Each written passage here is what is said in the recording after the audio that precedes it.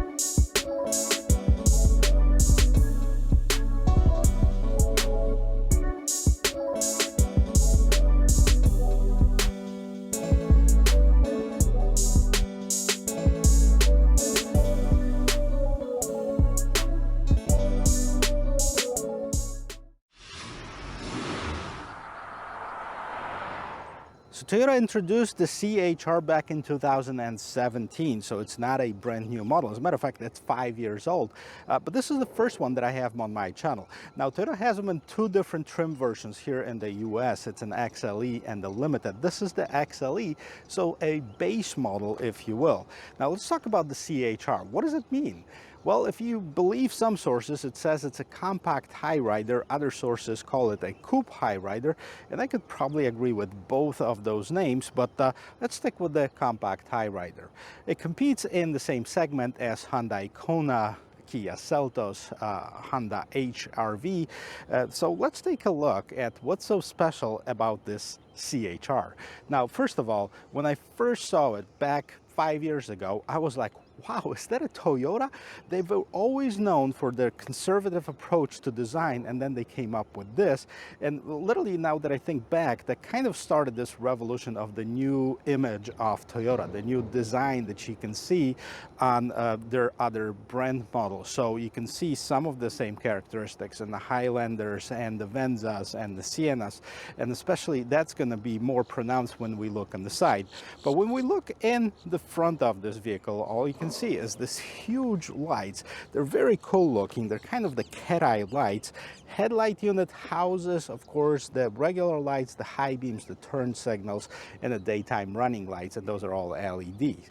Now, both of the headlights are connected by this pretty cool looking bright shiny black trim that in the middle has this Toyota logo that kind of gets cradled in this top portion of this bumper, because this is a bumper. Look how huge it is. And then the grille is actually incorporated in the bottom portion of it. Now, what I like about it is I love the design of it. Okay, I like how this is sporty, and this is kind of this matte black trim, and then we have this blue metallic color right at the bottom of it, and then we go to the side and you can almost see like, wow, these are air curtains. But no, you'd be wrong, because these are just design elements. So I love how they design the cars. I just don't love how they don't put the functionality in it. And you can also see that this vehicle sits up higher, right? It's about 6 inches off the ground, so it is a little bit higher than just a regular sedan or a hatchback, like if you compare it with the Toyota Corolla. By the way, it does share its platform with the Corolla, Prius, and of course the Lexus UX. So that's what it is. Well, let's see what powers up this thing, because we only have one engine option. that's available. And that engine is a 2.0 liter 4-cylinder, naturally aspirated, 144 horsepower, 139 pound-feet of torque, made it to a CVT IS transmission. That stands for CVT with intelligence and the shift mode transmission, and that sits right in this engine compartment right here. Nothing too crazy about it, but look at how pretty cool the hood is. It's almost like a triangle, but of course it does have this prop stick. Again, this is a very inexpensive vehicle. We're going to talk about the pricing, so I'm not going to ding it for it. How cool is that, guys? Let me know what you think in the comment section below. But I think it's one of the best designs, one of the more modern and coolest design of a subcompact SUV.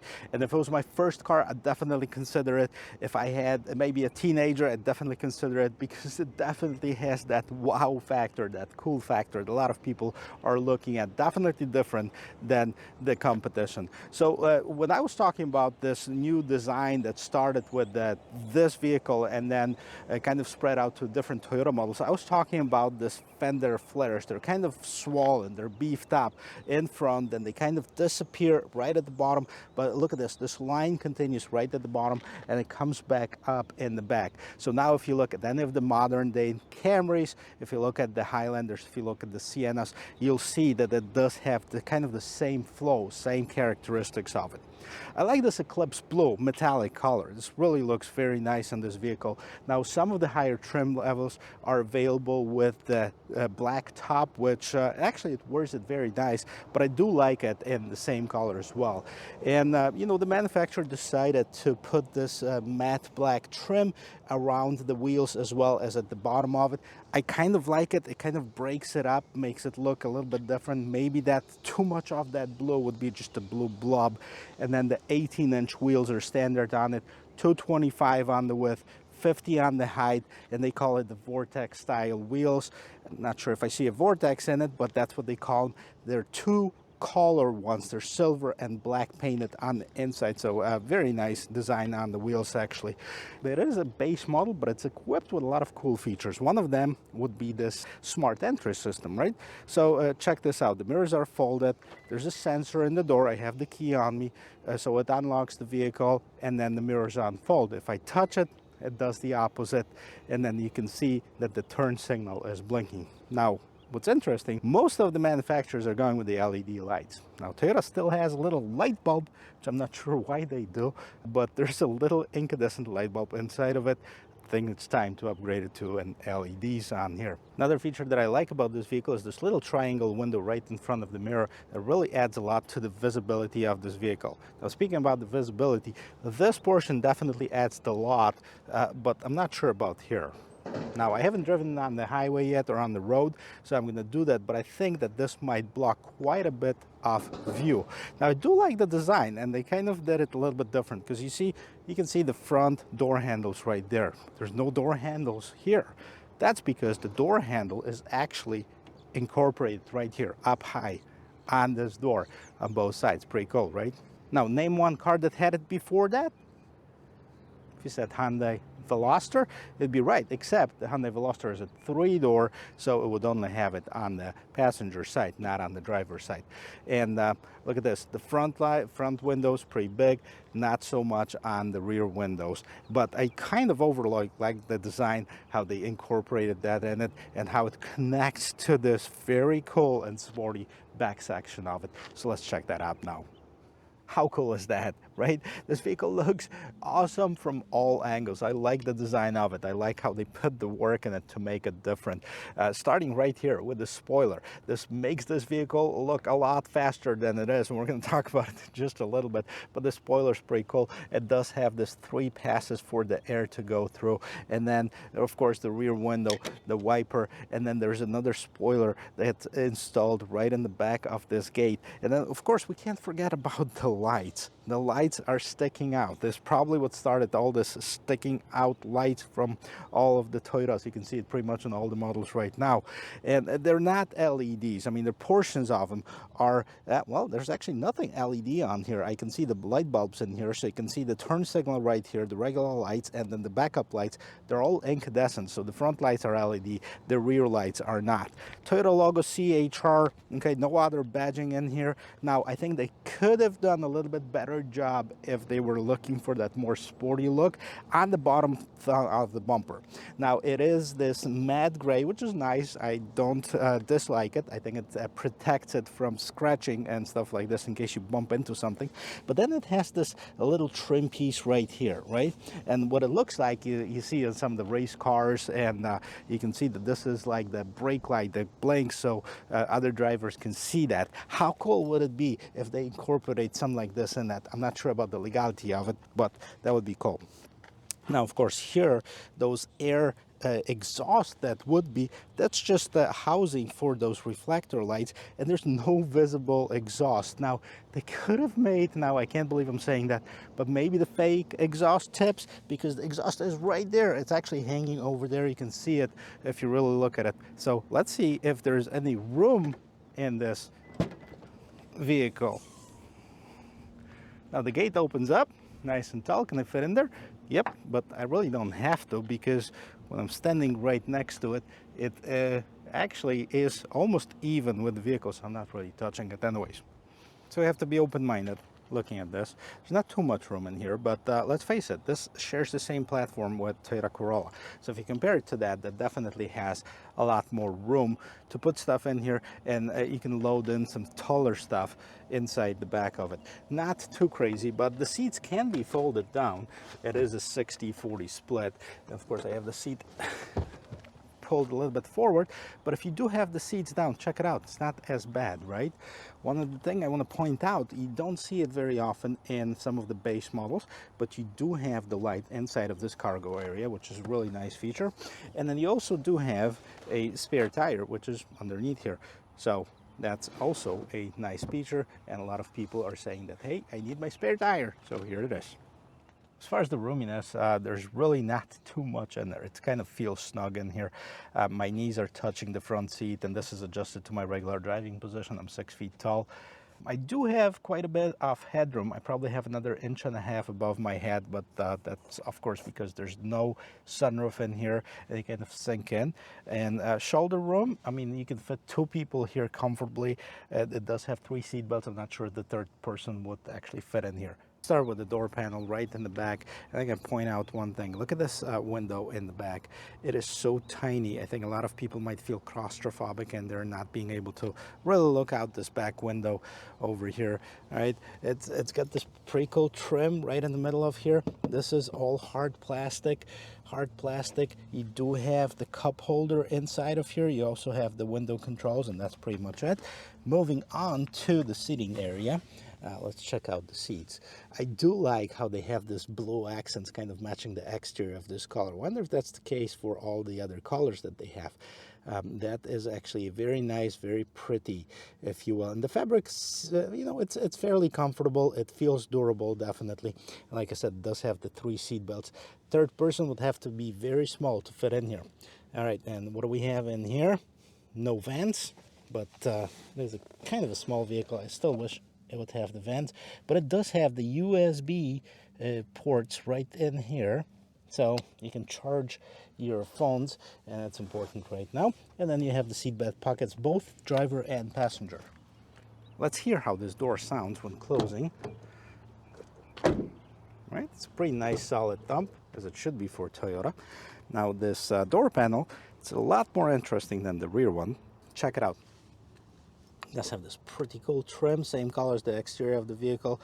Obviously, you have your window controls, mirror controls. You do have your foldable mirrors right there, which is not a feature that you see very often on subcompact vehicles. And you have this pretty cool trim around here. Now, what's interesting that this portion right here on the back door, that top panel, was actually a hard plastic. This is soft plastic in here. And then you have this trim continues in here. You have the speaker cover, non-branded, so I'm not sure if they're using JBL on this particular one, probably just a Toyota branded one. One other thing, let's point this out right here. Look at this. Look at the front seats. The front seats are so cool. They look sporty.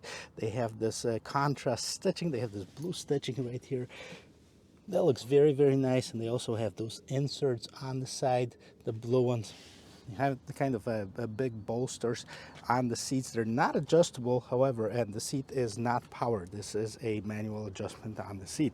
Well, let me jump inside of it and show you what else is here. Well, let's check out the interior of the CHR. Actually, it is very cool looking. Again, this vehicle wows in a lot of ways as far as the cool factor on it.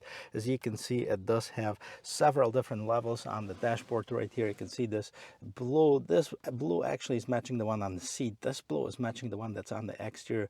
Then you have a little of piano black. And then right here, this is a soft touch plastic part of this dashboard right there. And then we have our infotainment system and then the steering wheel. Now it is getting toasty in here. It is a push button start. So let's start this vehicle up and let's see what we have here. All right, so nothing too crazy. The instrument cluster, you have the tachometer on the left hand side, speedometer on the right hand side, and then you have this little digital screen in the middle here. And do we have anything that's going on this digital screen? So you can have your speed limit, there's messages, drive mode. Well, I didn't know if it has their drive modes. Let's check this out. Drive mode, sport, normal, and eco. So it does have 3 different drive modes, which is really nice. And let's go back to here, vehicle settings, setup, I don't need that. And then meter settings, language units, eco. And so some customization is available. You can set this up. It says 0 miles per hour, 66 miles. That's the range that we have left on this vehicle, and the vehicle is brand new. It's got 12 miles on it. Speaking about the gas mileage, the gas mileage is 27 in the city, 31 on the expressway, combined 29. So not bad. It is a non-hybrid vehicle, still not bad gas mileage for a little SUV. All right, this is it. As far as the instrument cluster, let's look at the steering wheel. Steering wheel is pretty cool. It is a sporty looking steering wheel. It does have this piano black trim that goes around it, leather wrap. It does some stitching on the inside. It's very nice to the touch. Left hand side, basically what we have is everything that controls the volume and the modes as far as the radio and media. Toyota logo, and this is what I was using to control that little screen inside of it. Then you have the lane keep assist, and well, regular stock basically for the cruise control. Then we move to the infotainment system. Now the infotainment system, it is an 8-inch touchscreen, so it is on the smaller side, and we've seen that touchscreen a million times on different Toyotas, so we're not going to go through in detail on it, but let's see. This is your home menu, so you have the audio, phone, apps, projection, info, and setup. You do have Android Auto, Apple CarPlay, which is really nice, and then you have different sources basically for the radio.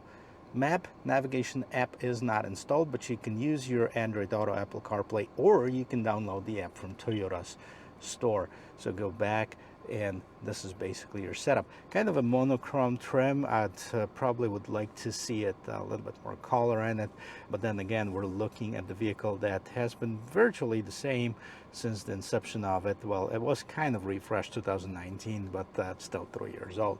And then you have the volume button and then the tune button.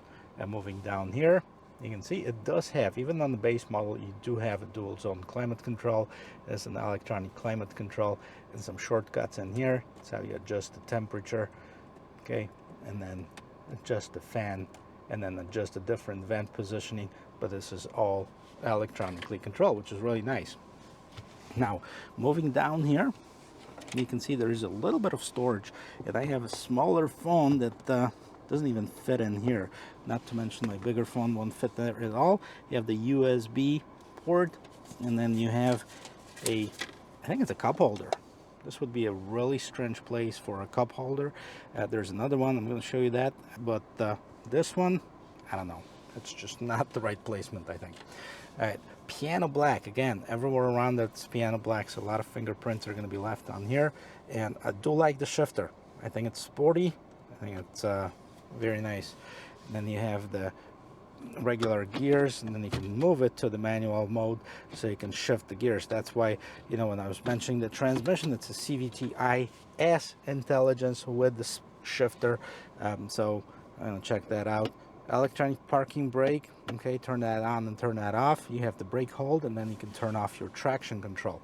You have another cup holder here.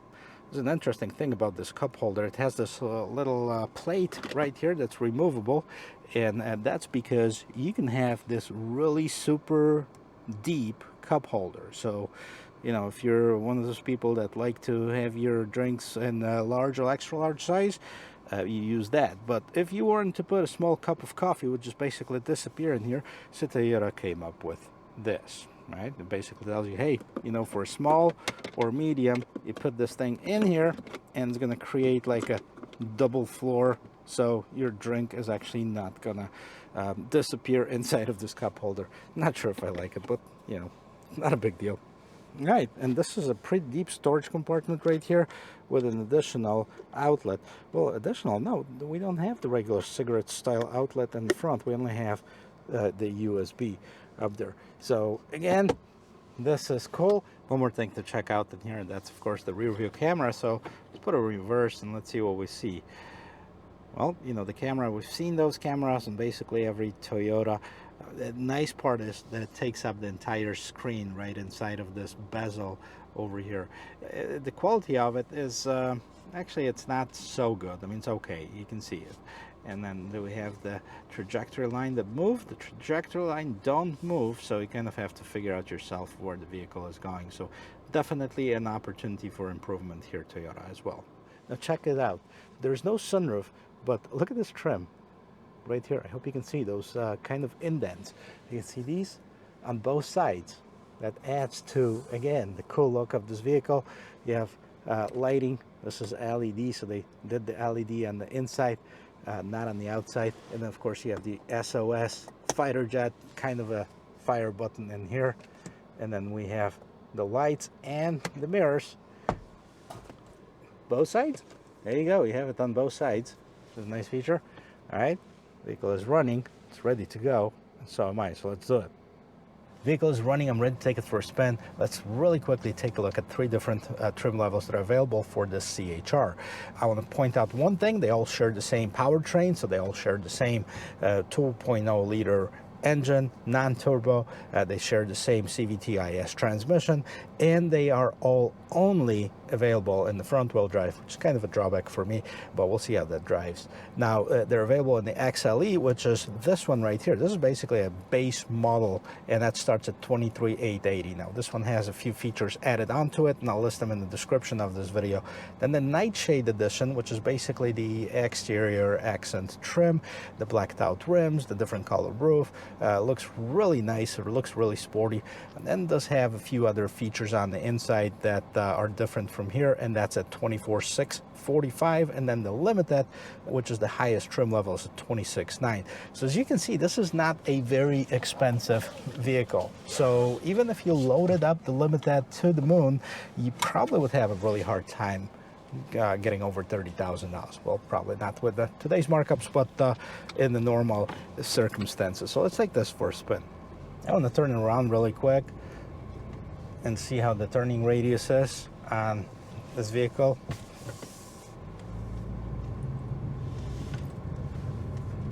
Oh, that is really tight. I gotta tell you, this vehicle is only 171 inches long, so definitely competes in the subcompact.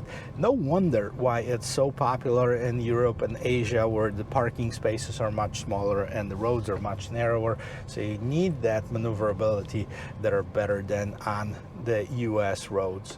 So really nice as far as the turning radius.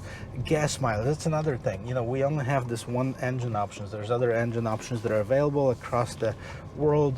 I think they start with a 1.2 liter engine, so not sure how that would perform, but a lot of people there are concerned. Now the gas here, we're complaining about $5 per gallon. Over there is almost like $5 a liter or close to that, which is crazy, and that's like 4 times as much. No wonder people all across the world are concerned about the gas mileage here. All right, we just went over a few speed bumps in here. The vehicle absorbs it nicely. I mean, you can feel it obviously, but it's not horrible. So you do have that drive modes, right? See if I can turn the sport mode on. So we're not going to be in the eco mode. We're going to check out the acceleration and see if maybe I feel a little bit differently about it than some of the people who commented on the acceleration. I go into this drive mode settings.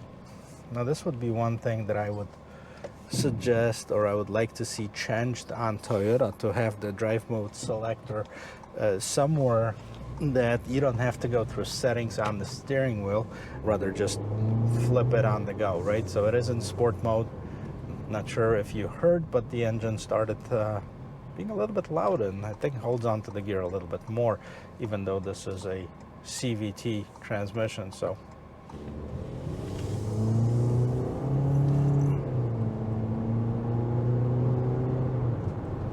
I tell you, I'm not really digging this sport mode in here. I'm probably gonna just flip it in the regular mode.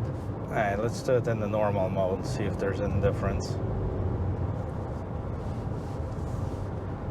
The engine sounds a little bit quieter, also at lower RPM, so I don't think it holds onto the gear as long as in the sport mode. Let's just stick to that. All right, so visibility, one thing that I was concerned about is the visibility in the back, and there is really not a great visibility if you turn around, so there is this blind spot.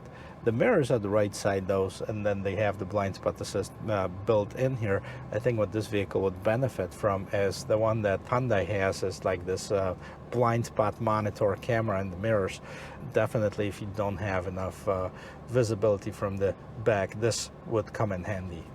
Yeah, driving in the regular mode, it definitely feels much quieter and much smoother. I'm going to check out the acceleration, hopefully from stop to you know, about 30-40 miles per hour. We'll see how that is, but overall this vehicle doesn't feel bad at all.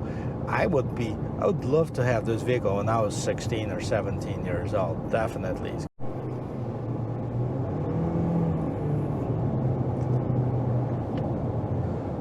Well, I gotta tell you, I know what people were thinking, and I know what they were talking about as far as the acceleration. It is not the greatest. I mean, yeah, it'll get you going, but nothing to really be excited about. So here's my thoughts on this vehicle. First of all, the things that I don't like. Yes, I would like to have maybe a different powertrain in this vehicle. If the GR is available somewhere else in the other parts of the world, why not bring it here? That would make it definitely more exciting. Then the second part on here is the tech. Of course, the Toyota's got the nice technology that's coming into their newest models, and I hope to see that finding its way into the CHR. Of course, if that vehicle is not going to get discontinued. Now, like I said, it's widely popular all over the world. In the United States, it's selling about 25,000 units a year, versus in Europe, it's selling over 100,000 units a year. So then you can see that this proportions that I wouldn't be surprised if maybe in the future they're going to just call it quits and say, hey, we have enough SUVs, and we're just going to stick to like the Toyota Corolla Cross, which is the newest SUV that they have, and then of course the RAV4s and all that other stuff. But definitely cool looking. So the powertrain would be one thing, the tech would be the other thing that I would like to see. As far as the things that I like, because there's definitely more than I like than that I don't like. So the thing that I like, love the design on this vehicle. I really do. I think it's cool, it's modern looking, definitely stands out in the crowd. I like the feel, the overall feel of this vehicle. It feels pretty cool, both on the inside and the outside. And the gas mileage, I mean, you can't forget about that. You're getting 30 miles per gallon basically on this vehicle. So this is not a hybrid. Maybe if they did put a hybrid in here, maybe it would be a little bit more responsive and a little bit more cooler, if you will. But overall, it's a nice vehicle. I'm glad I did this review. I hope you liked it, and I hope you check out the rest of my channel. Consider subscribing, really helps me out a lot. It would help me a ton if you hit that subscribe button. Help me reach my goal of 10,000 subscribers by the end of this year. Guys, thank you very much for watching. I'll see you in my next video. Cheers.